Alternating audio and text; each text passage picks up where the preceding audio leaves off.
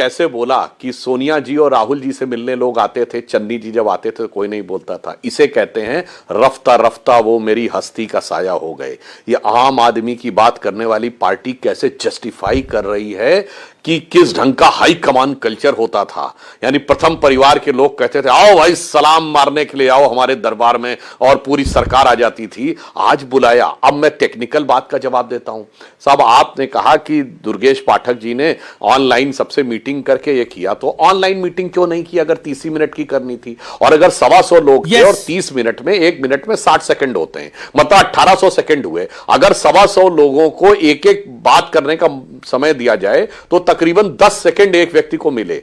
मतलब 10 सेकंड में तो सिर्फ वो ये कह पाएगा कि माननीय केजरीवाल जी, माननीय मुख्यमंत्री जी, मैं आपका आभार व्यक्त करता हूं कि मुझे बोलने का मौका दिया। 10 सेकंड खत्म हो गए।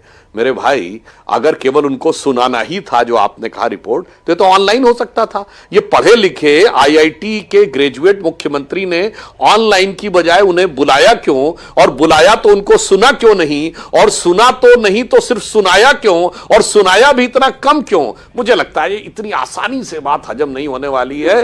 बात राज तो कोई गहरा है, और ऋतुराज जी जो बोल नहीं पा रहे हैं, पर उनकी आंखें बता रही हैं कि कुछ ना कुछ बहुत गहरा राज है। क्योंकि वो पार्टी जो दूसरों के बारे में तो बहुत कुछ बताती, मुझे ये पता है जी, मुझे वो पता है जी, वो फलाना आने वाला है पार्टी के अंदर, फला मुख्यमंत्री बनने वाला है, फला प्रधानमंत्री बनने वाला है, वो ये नहीं बता पा रही है कि अंदर बात क्या हुई है उनके मुख्यमंत्री और बीजेपी कह रही है तथा कथित असली मुख्यमंत्री जो होने वाले थे, जिनको कि नकली मुख्यमंत्री दिल्ली की जनता ने साबित कर दिया है, उनके बीच में क्या हुआ है या कुछ ऐसा हुआ है जो बताया नहीं जा सकता। कांग्रेस कह रही है कि बहुत कुछ हुआ है, 5 मिनट में बहुत कुछ हुआ है। बीजेपी कह रही है कि 7 एमएलए ने आम आदमी पार्टी से यानी अरविंद केजरीवाल से राघव चड्ढा की शिकायत की है कि उनकी सुरक्षा हटनी चाहिए, और सीधे तौर पे कहा है। और दलित प्रेम कहां आम आदमी पार्टी का चला गया है? वीवीआईपी सुरक्षा पर कांग्रेस ने भी सवाल खड़े कर दिए हैं, और बीजेपी और कांग्रेस दोनों ने सवाल उठा दिए हैं। सीधे तौर पे कहा है कि वीवीआईपी कल्चर है,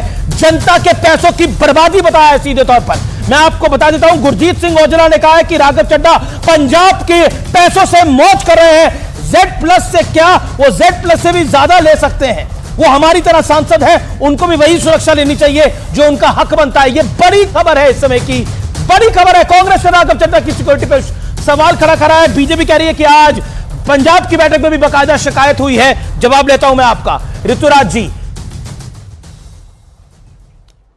मुझे अमीश जी एक बात बताइए, एक राज्य खास करके पंजाब जैसा सेंसिटिव स्टेट, उसके अंदर में पंजाब की जो पुलिस है डीजीपी के नेतृत्व में इस बात को आकलन करती है कि किस व्यक्ति की क्या सिक्योरिटी थ्रेट है, उसके हिसाब से वो लोग तय करते हैं कि किसको क्या सिक्योरिटी मिलनी चाहिए। इसमें किसी XYZ को क्या प्रॉब्लम हो सकती है? Raghav Chadha is a very important person. अगर मान लो उनका इनपुट है, वो सरकार में कुछ इनपुट दे रहे हैं, अगर मान लो वो एक इंपॉर्टेंट व्यक्ति है, उनको कोई सिक्योरिटी थ्रेट है जो कि वहां की इंटेलिजेंस, वहां की विजिलेंस, वहां की पुलिस को लगता है कि सिक्योरिटी थ्रेट है, उसके अकॉर्डिंगली उनको सिक्योरिटी दी गई है। हर व्यक्ति को दी गई है, चाहे पक्ष के हो, चाहे विपक्ष के हो, चाहे किसी भी दल के हो, सबको सिक्योरिटी दी गई है as per their requirement, as per their security threat. उसका असेसमेंट तो पंजाब की पुलिस करती है, उसमें किसी पॉलिटिकल एंगल को डालने की क्या जरूरत है? नहीं, पॉलिटिकल एंगल हम नहीं डाल रहे, ये तो आम आदमी पार्टी ने खुद ही पॉलिटिकल एंगल डाला हुआ है। उन्होंने बोला था हम कोई वीवीआईपी कल्चर के खिलाफ हैं। अब इससे ज्यादा वीवीआईपी कल्चर क्या होगा? सवाल ये खड़ा हो रहा है। सवाल मैं नहीं खड़े कर रहा, बीजेपी खड़ी कर रही है, कांग्रेस पार्टी खड़े कर रही है। मेरे पास पूरी लिस्ट है जिन सांसदों ने सवाल खड़े करे हैं।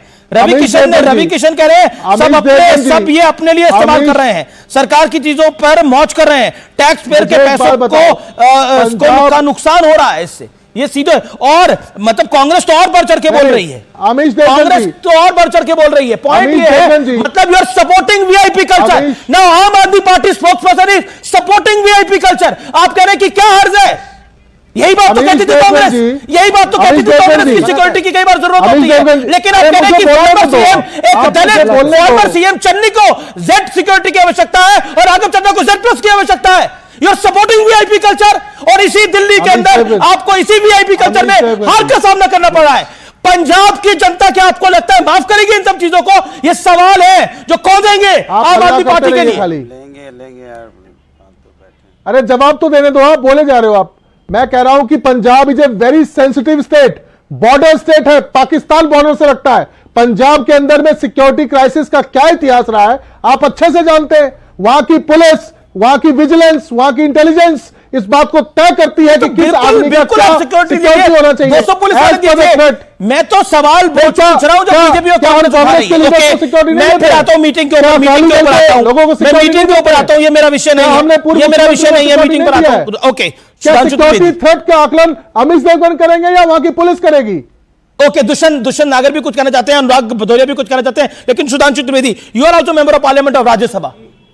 अमीश जी, एक सेकंड दुष्यंत जी, मैं आपको मौका दे रहा हूं। दुष्यंत जी, मैं आपको मौका दे रहा हूं, मुझे 30 सेकंड दीजिए। सुधांशु 30 सेकंड बोल लें। आप काफी देर से वेट कर रहे हैं, मुझे पता है, आप और अनुराग। देखिए, जो बात ऋतुराज जी ने कही, पहली बात मैं कहूं कि सिक्योरिटी के मुद्दे के ऊपर हम किसी के मुद्दे पे राजनीति नहीं करना चाहते, परंतु यह सिक्योरिटी की जो बात होती है वो इंटेलिजेंस इनपुट के बेस के ऊपर होती है। तो अगर वो ये कह रहे हैं, बिल्कुल मैं मानता हूं, पहली बात ऋतुराज झा जी ने जो कुछ बोला उससे ये साफ हो गया कि केजरीवाल जी 10 साल पहले बोलते थे वो झूठ का कारोबार करते थे। ये मैं बिल्कुल उनकी बात का समर्थन करता हूं। हर मुख्यमंत्री को सिक्योरिटी की जरूरत है और पंजाब जैसे स्टेट को बहुत सिक्योरिटी की जरूरत है। क्यों ये झूठ बोलते थे उस जमाने में, मुझे सिक्योरिटी नहीं चाहिए, मैं 2 कमरे के फ्लैट में रहूंगा। कोई सीएम 2 कमरे के फ्लैट में? अरे अरविंद जी को छोड़िए, यहाँ तो सांसद भी सिक्योरिटी ले रहे हैं। अब मैं यहां पे आता हूं, यहाँ तो अरविंद केजरीवाल यहां पे मैं जो कहना चाह रहा हूं, अगर एक मिनट मैं पूरी बात 100-150 पुलिस वाले, और इन्होंने जो कहा कि पंजाब में जो सिक्योरिटी थ्रेट है, तो मैं ऋतुराज जी से पूछना चाहता हूं कि भगवंत मान का कैवेलकेड कैप्टन अमरिंदर सिंह से 2 गुना बड़ा है लगभग, तो इसका मतलब सिक्योरिटी थ्रेट 2 गुनी बढ़ गई ना अमरिंदर सिंह के जमाने से। और सिद्धू मूसेवाला की हत्या से लेके सुखबीर सिंह बादल जी के ऊपर पवित्र स्वर्ण मंदिर के गेट के ऊपर हुए हमले से लेके सबको समझ में आ रहा सिक्योरिटी थ्रेट कितनी है। तो इसीलिए अगर इतनी सिक्योरिटी थ्रेट है किसी को, चाहे केजरीवाल जी को या राघव चड्ढा को, तो सेंट्रल गवर्नमेंट को भी तो इनपुट दिया होगा ना। और अगर नहीं है तो आप कम से कम ये बोल सकते हैं आपको किससे थ्रेट है।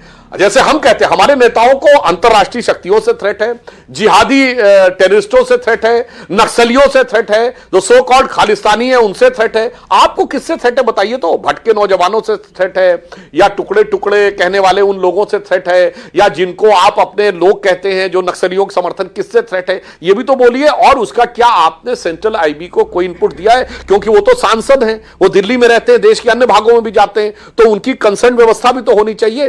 तो मुझे लगता है कि इसके ऊपर राजनीति न करके ईमानदारी से बताइए, और आज बताइए कि इतने लोगों को दिल्ली में सिक्योरिटी की जरूरत कैप्टन अमरिंदर सिंह के जमाने में नहीं थी, आपकी सरकार के जमाने में सिक्योरिटी कैसे बढ़ गया?